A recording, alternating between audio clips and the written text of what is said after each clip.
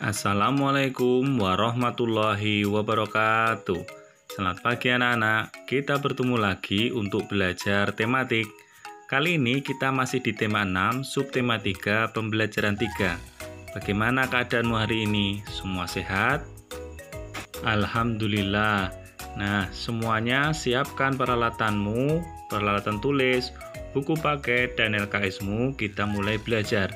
Masih dengan Pak Joko, kita akan mulai belajar hari ini. Anak-anak, masihkah kalian dengan beliau arsitek Masjid Istiqlal? Betul sekali, Bapak Frederick Silaban. Beliaulah yang merancang Masjid Istiqlal yang dibangun selama hampir 17 tahun. Merupakan masjid termegah dan terbesar se-Asia Tenggara.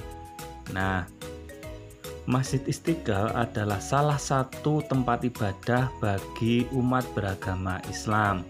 Nah, coba di Indonesia ada berapa agama yang diakui? Nah, betul sekali, ada 6 agama yang diakui di Indonesia.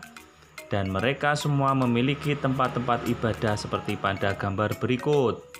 Tentu kamu bisa menyebutkan nama tempat-tempat ibadah tersebut.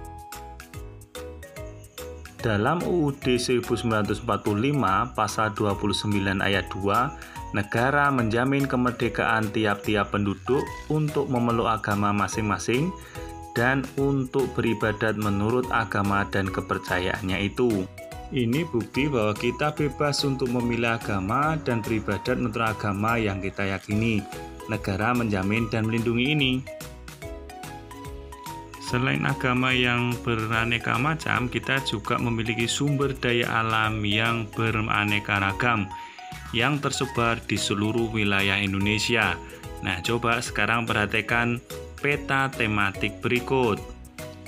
Peta tematik adalah sebuah peta yang berisi informasi khusus mengenai sesuatu hal. Nah, peta ini berisi tentang persebaran sumber daya alam berupa tumbuhan yang ada di daerah-daerah yang memiliki sumber daya alam tumbuhan untuk kebutuhan masyarakat Indonesia. Sumber daya alam tumbuhan diantaranya adalah tanaman pangan, tanaman industri, dan tanaman hutan. Tanaman pangan terdiri atas tanaman padi, palawija, sayuran, dan buah-buahan.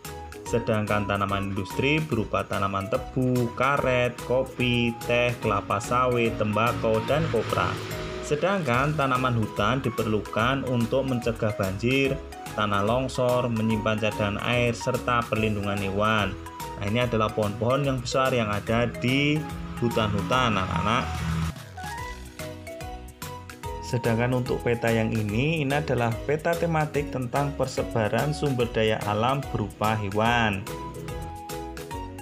Sumber daya alam berupa hewan terdiri atas hewan liar dan hewan ternak. Hewan liar tinggal di hutan dan taman-taman nasional untuk dilindungi dari kepunahan.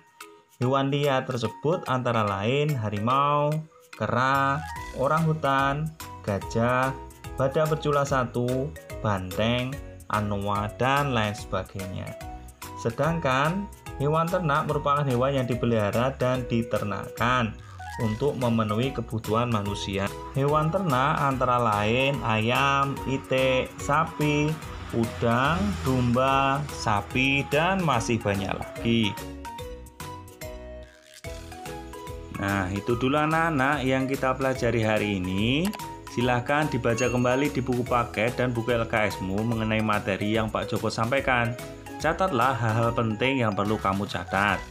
Nah, itu dulu. Tetap patuh pada bimbingan orang tua. Dan selamat belajar. Assalamualaikum warahmatullahi wabarakatuh.